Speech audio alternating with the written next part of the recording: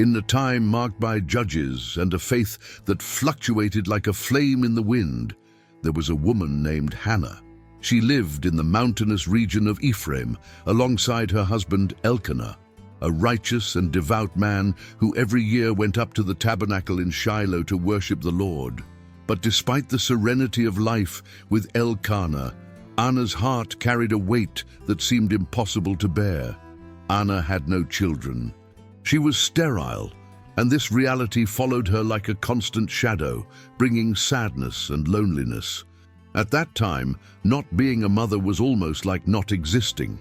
To make matters worse, Elkanah had another wife, Peninnah, who seemed to enjoy reminding Hannah day after day of what she could not have. Peninnah had children, and her house was overflowing with joy, while Hannah only heard the echo of silence. Each insult from Peninnah was like an arrow that struck Hannah in the heart. Still, she remained steadfast, even when tears wet her face at night. Her husband Elkanah tried to comfort her, saying, "Hannah, why are you crying? Am I not better to you than 10 sons?" But Anna knew her pain was deeper than words could soothe. There was something inside her, a flame, a cry that she could barely express. Subscribe to the channel for more exciting biblical stories and turn on the notification bell so you don't miss any videos. Life went on year after year with trips to the tabernacle, silent prayers, and Peninnah's provocations. But in that wounded heart, something was being prepared. It was like a dry land eagerly awaiting rain. Anna believed that God somehow could hear her. Anna's days were marked by a bitter routine. Inside her own home, she faced a silent battle against Peninnah, who seemed to take pleasure in highlighting everything that Anna didn't have. Peninnah didn't need to say much. Sometimes all it took was a look or a casual comment, full of irony, for Anna to feel the weight of her infertility. It was in these moments that Anna took refuge most in her thoughts, trying to find strength where there seemed to be none. She heard the laughter of Peninnah's children running through the yard, and each laugh seemed to echo like a cruel reminder of her own loneliness. Peninnah knew how to use words like little barbs, always disguised as jokes, but which hurt deeply. "Ah, Anna, if you had children, you would understand how much work this is," she said with a smile that did not hide her wickedness. But Anna never responded, not a single word. Not because he didn't feel like it, but because he knew that his fight was not against Peninnah. There was something bigger at stake, something that not even Peninnah could understand. Her pain was not just for not having children, but for God's silence that seemed not to break, for those prayers that until then had not received an answer. And even so, Anna didn't give up. She carried her sadness like someone carrying a burden that somehow she still believes can be lifted. Elkanah, in turn, saw Anna's suffering and tried to console her, but his words, although full of love, did not reach the emptiness she felt. He divided his attention between his 2 wives, and this only made Anna feel more isolated. While Peninnah boasted about her children, Hannah returned to her stillness, her inner world, where she maintained a faith that seemed unshakable, even in the most difficult moments. That year, as usual, Hannah went to the tabernacle in Shiloh with Elkanah and Peninnah, but something inside her was different. His anguish was more intense, as if every provocation, every look from Peninnah had accumulated in his heart, forming an almost unbearable weight. Upon arriving before the Lord, Anna felt that she could no longer keep her pain in silence. With determined steps, she moved away from the others, looking for a place where she could be alone, face to face with God. Anna fell to her knees, and her tears began to flow, like rain that had long been held back by dark clouds. She didn't scream. She didn't raise her voice. His words were whispered, almost imperceptible, but carried with a cry that came from the depths of his soul. Anyone who saw her might think she was lost in a world of her own, but Anna knew that God was listening. With a broken heart, he made a vow before the Lord, something he had never done before. She promised that if he gave her a son, she would give him back to him, so that he would serve the Lord all the days of his life. It wasn't an empty promise, it was a sincere offer, which came from someone willing to give everything, even what they wanted most. As he prayed, Eli, the priest, watched from a distance. He noticed the movement of Anna's lips, but he didn't hear a sound. Intrigued, he approached, but his first impression was wrong. "How long will you stay drunk? Keep your wine away from you," he said with a stern tone. However, Anna, even in the midst of pain, responded with humility. She explained that she was not drunk, but that she was pouring out her soul before God, asking for something that only He could grant. Eli then understood. He looked at Anna and with a softer expression said, "Go in peace, and may the God of Israel grant you what you asked for." These words were engraved in Anna's heart, like a seed planted in fertile soil. She stood up, wiped her tears, and something changed in her eyes. There was a peace there that didn't exist before. After that day in the tabernacle, something changed in Hannah. It wasn't that her situation had changed immediately. She still had no children. She still lived under the same roof as Peninnah, and the challenges remained the same. But inside her, there was a certainty, a kind of calm that didn't make sense at first glance. It was as if God had planted a silent promise in her heart, and Anna now walked in that hope, patiently waiting for what would come. The days went on, and time passed without haste. During that period, Anna continued with her life, but her every gesture seemed filled with a new faith. Elkanah, without completely understanding what had happened, noticed that she was no longer crying like before. Peninnah's provocations seemed to have lost strength, like arrows that no longer found a target.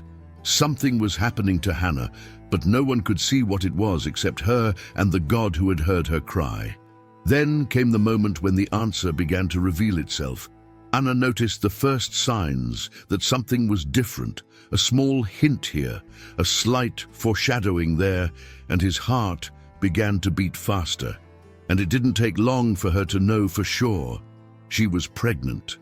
Eli's words, God's promise, the silent prayer in the tabernacle, everything began to come together like pieces of a puzzle that finally made sense.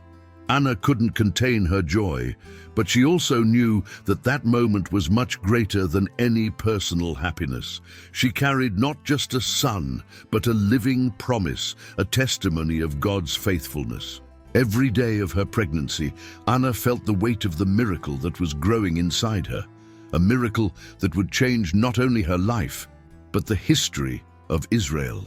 And when the time came, Hannah gave birth to a boy. Samuel was born on an ordinary day, but his arrival carried the mark of the extraordinary. For Anna, holding him in her arms was like touching a living promise. She observed the boy's small, delicate face and knew that every detail of it was a divine response. He was not only the son she had longed for, but the symbol that God hears those who cry out with a sincere heart. The first months with Samuel were a mix of joy and reverence. Anna cared for him with love, but each gesture was accompanied by a guilty conscience. The time she would have with him would be short. She had not forgotten the vow made in the tabernacle. Every time Samuel smiled or made a sound, Anna felt a pang in her heart, because she knew that she had consecrated him to the Lord before she even saw him born. Still, she didn't let sadness dominate. On the contrary, he enjoyed every moment, cradling Samuel in his arms and murmuring prayers as he slept. Elkanah, by his side, was also aware of what that meant. Despite loving his son, he respected Anna's promise. They shared the understanding that Samuel was a gift, but also an offering. The years passed quickly, like the breeze that blows before a big storm. When Samuel stopped being a baby and started taking his first steps, Anna knew the moment was approaching. She waited until he was old enough to live without her, until he could be given to the Lord in Shiloh. The pain of leaving him was like a shadow that followed her, but Hannah knew she was accomplishing something bigger than herself. The day has finally arrived. Hannah took Samuel by the hand and together with Elkanah began the journey to the tabernacle. Her heart was filled with conflicting emotions, joy, pain, gratitude, but she pressed forward, knowing that her decision would not only change Samuel's life, but also her own faith. When they arrived at the tabernacle in Shiloh, Hannah felt the weight of the promise she had made years before. With Samuel by her side, now a boy just a few years old, she knew the time had come to fulfill her vow. The tabernacle, with its sacred hangings and the aroma of incense, seemed to envelop her in a solemn atmosphere. Eli, the priest, was present, as he had been that day when he had seen Hannah praying in silence. She approached him reverently, holding Samuel's hand firmly. With a soft voice but full of determination, she said to Eli, "I am that woman who was here praying to the Lord. For this boy I prayed, and the Lord granted me the petition that I made of him. Therefore I also prayed to the Lord. I have surrendered. As long as I live, I have surrendered to the Lord." Eli looked at the boy and then at Anna, recognizing the depth of that moment. With a nod of his head, he accepted Samuel under his tutelage to serve the Lord in the tabernacle. Anna, although with a heavy heart, felt a deep peace. She knew she was fulfilling her promise, delivering her most precious possession into God's hands. Before leaving, Anna raised her voice in a song of praise, thanking God for his faithfulness and mercy. His words echoed throughout the tabernacle, touching the hearts of everyone present. She exalted the greatness of God, recognizing that he raises the poor from the dust and exalts the needy from the dunghill. Their song was not only an expression of gratitude, but also a declaration of faith in the transforming power of God. After the song, Anna said goodbye to Samuel with a tight hug, whispering words of love and encouragement. She knew he was safe in the ways of the Lord. With a heart full of hope, Hannah returned to her home, confident that God would care for Samuel and guide him in his service. And so Samuel began his journey in the tabernacle, growing before the Lord and men, while Hannah continued her life, always remembering her son in prayers and trusting in the divine purpose unfolding before them. Hannah returned home, but left a piece of herself in the tabernacle in Shiloh. Missing Samuel was like a constant breeze in her life, a sweet and painful reminder of the boy she had given to the Lord. However, his heart was filled with peace. With each prayer, she gave thanks for the privilege of being the mother of a boy destined to serve Almighty God. Anna knew that, although he was physically far away, Samuel remained under the care of the Creator himself. Meanwhile, in the tabernacle, Samuel began to live the life to which he had been called. Under Eli's guidance, he learned the sacred rituals and responsibilities of serving the Lord. The boy heard ancient stories about God's deeds, and his heart was filled with reverence and curiosity. Every day felt like a step closer to the purpose he was born for. But Samuel wasn't just learning, he was also watched. Eli, already advanced in age, saw something special in that boy. There was a natural obedience in Samuel, a willingness to learn, and a sparkle in his eyes that conveyed the presence of something greater. Others who visited the tabernacle noticed the same thing. Samuel, still young, seemed to carry within him a maturity that came from God. As time passed, Anna continued to visit Samuel every year. When he went up to Shiloh, he took with him new clothes for his son, made with care and love. Each sewn stitch seemed to contain a silent prayer, a blessing she wanted Samuel to carry on his journey. During these meetings, Anna observed how he grew, not only in stature, but in grace. It was as if God himself was molding that boy's heart into something extraordinary.